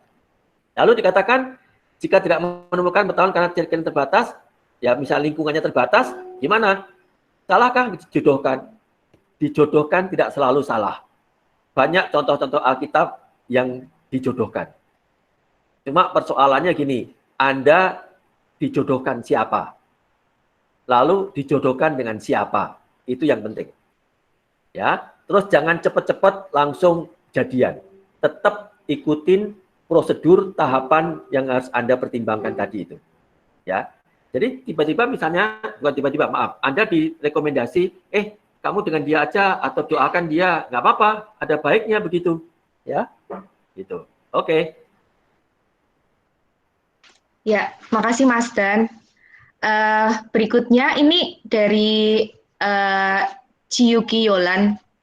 Apakah kepribadian seseorang berhubungan dengan pola asuh orang tuanya? Misalnya kalau mamanya keras, suka berkata negatif, dan anaknya juga ternyata begitu, Mas Dan? Ya, memang kemudian setiap orang itu kan kepribadiannya dibentuk satu kan dari lahir. Karakter, temperamen, itu juga dari temperamen orang tuanya. Tapi kemudian pengalaman kehidupan bagaimana dia diasuh, pola asuh orang tua, bagaimana dia membesarkan dia, itu juga memberi pengaruh cukup besar. Jadi dominan. Kalau kemudian karakternya bisa begini, dia temperamennya kolerik sejak lahir. Tetapi kemudian pengalaman hidupnya tidak hidup dalam kekerasan. Ya maka temperamen koleriknya baik-baik saja. Wajar-wajar saja. Ya. Tapi kalau kemudian hidup di dalam kekerasan, ayahnya kemudian main pukul dengan istrinya, main pukul dengan ibunya, maka dia akan jadi orang yang kasar. Jadi mungkin begitu. Itu kira-kira. Ya, Mas Dan. Ini nanti sampai jam berapa ya, Mas Dan? Saya berarti sampai jam 8 ya, Mas? Ya, oke. Ya, oke. Berikutnya dari Aldi Remon. Bagaimana jika kita telah mengetahui bibit, bebet, dan bobotnya yang baik, namun malah orang tua kita yang tidak menyetujui? Menurut Mas Dan, apa yang perlu dilakukan untuk meyakinkan? Sepertinya tadi sudah dibahas ya, Mas. Tapi nggak apa-apa, ini semoga bisa menjawab lagi, Mas Dan. Silakan, Mas Dan. Ya, saya pikir tadi mungkin sama ya kasusnya ya. Jadi sama, saya pikir itu sama. Oke. Ya, Mas. Oke, lanjut aja, Mas. Dari Nancy Elfrida Sitinjak, maaf ya. Tadi kan ada dibahas jangan coba-coba pacaran atau menikah dengan beda agama. Nah, saya pernah dengar ada yang bilang menikahlah dengan yang satu Tuhan, satu iman, dan satu baptisan. Itu gimana ya, Mas? Terima kasih. Silakan, Mas Dan. Tempatmu nampaknya di mute dulu, Cik. Nah, oke. Menikah, ada yang bilang menikah dengan satu Tuhan, satu iman, satu baptisan. Nah, kalau yang satu Tuhan ya pasti benar di dalam Tuhan Yesus. Ya, satu iman juga satu Tuhan Yesus. Satu baptisan ya sama juga satu baptisan. Baptisan kan di dalam nama Bapa, Anak, dan Roh Kudus kan? Ya benar. Maksudnya gimana? Saya nggak mungkin nggak. Sebenarnya intinya istilahnya ya yang penting begini. Kalau satu baptisan itu maksudnya satu baptisan percik, satu baptisan selam. Nah itu tidak ada dalam Alkitab. Ya, artinya orang menikah tidak harus sama-sama baptis selam. Harus menikah dengan orang yang baptis percik. Enggak. Orang baptis percik nikah dengan baptis selam juga nggak masalah. Baptisan kan hanya lambang, bukan syarat untuk diselamatkan. Tapi kalau satu Tuhan, satu iman, betul harus satu Tuhan, satu iman. Tapi kalau baptisannya model tadi begitu, ya. Tapi apakah perlu orang baptis? Ya perlu. Orang menikah kalau nggak dibaptis kan nggak bisa menikah. Oke, gitu Cika. Oke, Mas Dan. Selanjutnya dari Mita Septaria. Jika kita lagi dekat dengan seseorang dan ternyata dia sudah pernah ada dosa yang parah di masa lalunya, tapi kelihatan sekarang bahwa dia sudah bertobat dan berjuang hidup sesuai dengan kehendak Tuhan. Cuma kondisinya ternyata masa lalunya agak susah saya terima, karena pernah jatuh dosa dalam hubungan relasi dengan mantannya dulu. Cuma sekarang udah bertobat. Mau tanya Mas Daniel, apa yang harus saya lakukan? Bolehkah saya mendoakan dia atau langsung saya tolak? Silakan Mas Dan. Ya, tadi pertimbangkan tidak hanya dalam satu sisi ini saja. Tapi itu menjadi catatan bahwa dia pernah punya persoalan dengan kejatuhan itu. Artinya kan perlu ditanya, kenapa dia jatuh?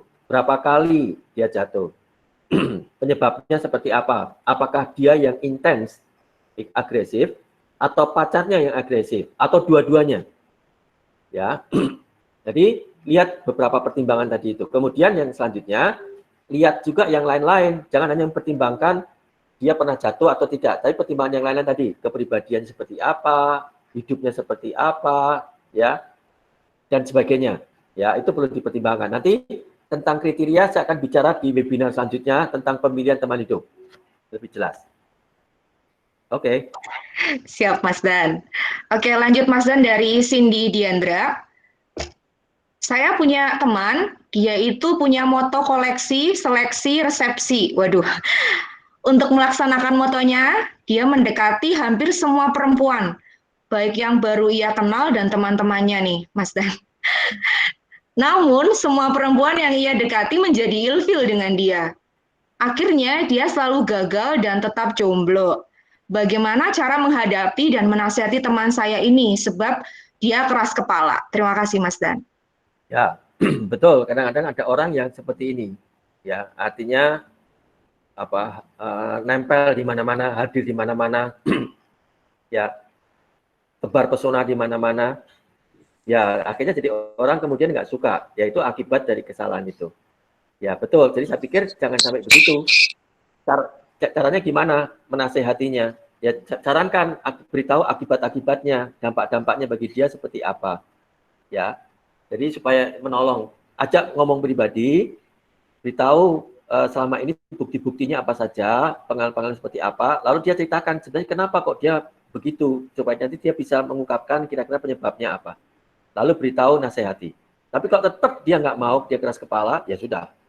Ya sudah, berarti dia siap menanggung risiko apapun. Oke, gitu. Ya, Mas Dan. Ini sudah terakhir. Ada lagi Mas Dan, satu lagi Mas Dan. Dari Susanti Tandililing. Saya mau tanya, Kak, bagaimana jika jarak pertumbuhan rohani cukup jauh? Apakah hubungan bisa dipertahankan atau sebaliknya tidak dilanjutkan, Kak? Terima kasih. Silakan, Mas Dan. Oke. Kalau tingkat jarak pertumbuhan rohani cukup jauh, nampaknya juga perlu dipertimbangkan baik-baik. Apalagi kalau ternyata wanitanya yang lebih jauh. Maksudnya lebih tinggi secara pertumbuhan rohani. Kenapa? Karena kan toh yang memimpin laki-lakinya nanti dalam pernikahan. Maka diharapkan laki-laki itu yang menjadi imam, yang justru pertumbuhannya harus lebih tinggi. Ya, jadi jangan sampai Anda sudah menjadi pemimpin, Anda dapat orang baru bertobat. Itu nanti akan sulit sekali, ya, akan banyak sekali nilai-nilai, pemahaman-pemahaman, keyakinan-keyakinan yang sangat tidak seimbang. Maka dipertimbangkan. Jadi ambil waktu dulu, tunggu waktu sampai dia bertumbuh. Jadi kalau usia Anda masih belum terlalu banyak, istilahnya masih umur 21, 22, itu masih perjalanan panjang. Ya. Jadi cukup masih punya waktu. Jadi biarkan dulu bertumbuh secara normal. Toh pertumbuhan itu kan tidak bisa diukur dari lama pendeknya pertobatan. Jadi bisa jadi orang itu baru bertobat tapi dia cepat pertumbuhannya melebihi yang lain-lain. Bisa saja. Ya. Jadi sabar dulu. Oke.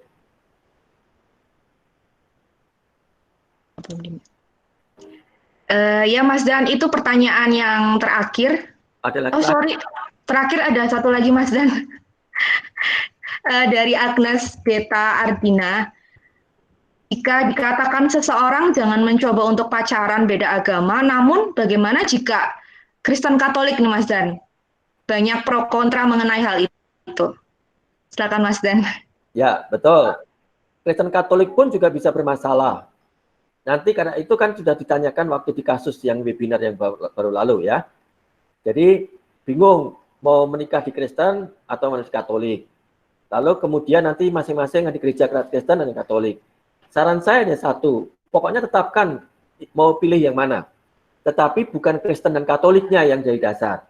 Yang jadi dasar adalah sama-sama bertobat menerima Tuhan Yesus. Sama-sama bertobat menerima Tuhan Yesus, mengerti prinsip-prinsip firman Tuhan. Nanti akan tahu mana yang benar, mana yang salah. Lalu setelah menikah, nanti harus satu gereja. Jangan masing-masing. Ya, tinggal mana yang paling, semua is okay gitu ya, tapi yang penting pertobatan terima Kristusnya jelas gitu. Itu kira-kira. Iya Mas Dan, ini udah mungkin pertanyaan yang terakhir. Mas Dan, untuk berikutnya Mas Dan boleh memberikan kesimpulan nggak Mas Dan terkait webinar tadi yang sudah dijelaskan oleh Mas Dan secara garis besar mungkin ya Mas Dan. Oke, baik. Jadi kesimpulan saya pertama, pemilihan teman hidup itu bukan masalah sederhana. Pemilihan teman hidup itu sesuatu yang serius, sesuatu yang akan berisiko dan panjang. Kalau komitmen kita untuk menikah seumur hidup, susah, senang, sakit, sehat, dan segala macam itu ditanggung bersama-sama, tentu Anda harus mendapatkan pasangan hidup yang baik, yang benar. Tentu bukan yang sempurna. Nah, tentang bagaimana pemilihan pasangan hidup yang tepat, nanti webinar selanjutnya ya. Anda tunggu info selanjutnya. Ya. Tapi Anda harus tahu betul resikonya seperti apa. Tadi saya mengatakan, apa yang saya katakan ini bukan teori. Saya mengalami dalam pelayanan saya, di dalam konseling saya menjumpai banyak hal. Ya, bukan hanya orang-orang Kristen. Jadi saya konseling juga orang-orang yang non-Kristen juga. Ya. Bukan hanya orang-orang Kristen biasa. Hamba-hamba Tuhan pun, pendeta-pendeta pun juga punya persoalan-persoalan yang sama karena kasus-kasusnya. Kalau orang bisa salah pilih dengan kondisi itu. Jadi maka itu, pertimbangkan baik-baik, lihat keseluruhan hidupnya, jangan cepat-cepat juga karena desakan-desakan waktu dan segala macam, tapi betul-betul pertimbangan seperti apa yang saya katakan tadi itu. Ya, dengar kata orang, mendengar informasi dari orang yang lebih dewasa, Anda konsultasi dengan orang itu, dengan mereka, dan sebagainya. Oke? Kira-kira gitu, Cika. Itu kamu mute. Ya, lupa. Terima kasih Mas Dan untuk sesi teman hidupnya. Teman-teman, kita masuk ke penutup, jadi kita mau sama-sama berdoa ya teman-teman. Untuk sesi ini, mari kita bersatu hati dalam berdoa. Mari kita berdoa. Tuhan Yesus, kami bersyukur kalau pada malam hari ini kami boleh dibukakan mengenai banyak hal terkait teman hidup, pemilihan, dampak, dan juga kriteria. Ya Tuhan Yesus, kami bersyukur kalau Tuhan membukakan itu bagi kami, dan saat ini kami juga mau belajar supaya kami boleh memilih teman hidup dengan tepat ya Tuhan Yesus, sesuai dengan apa yang Tuhan mau dalam kehidupan kami. Kami menyerahkan untuk pemilihan teman hidup kami ke depan supaya tepat ya Tuhan, dan juga boleh semakin efektif dalam panggilan Tuhan juga. Terima kasih ya Bapak, kami menyerahkan waktu berikutnya ke dalam tangan kuasa Tuhan. Di dalam nama-Mu kami telah berdoa dan mengucap syukur. Amin. Terima kasih teman-teman yang sudah boleh join. Kita ketemu lagi di webinar selanjutnya ya. Terima kasih teman-teman. Terima kasih Mas Dan. Terima kasih teman-teman. Terima kasih Mas Dan. Ya, terima kasih. Terima kasih Mas Dan. Terima kasih Mas Dan. Terima kasih Mas Dan. Terima kasih semuanya. Terima kasih Mas Dan. Terima kasih. Terima kasih Mas Dan. Terima kasih Mas Dan. Terima kasih Mas Dan. Terima kasih Mas Dan. Oke, ya. Sama-sama. Terima kasih Mas Dan. Terima kasih Mas Dan. Ya, Terima kasih Mas Dan. Terima kasih Mas Dan. sama-sama. Mas Dan, terima kasih. Mas Dan. Oke. Matur suwun Mas Dan. Ya, sama-sama.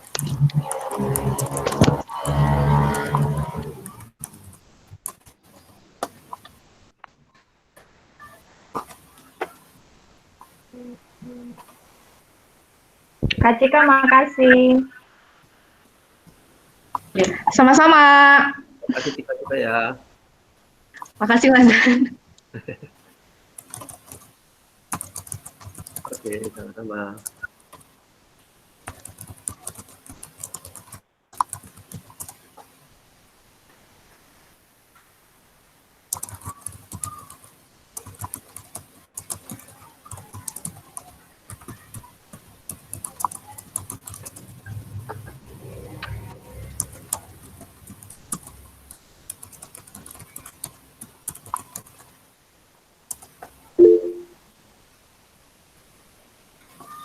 Sama-sama.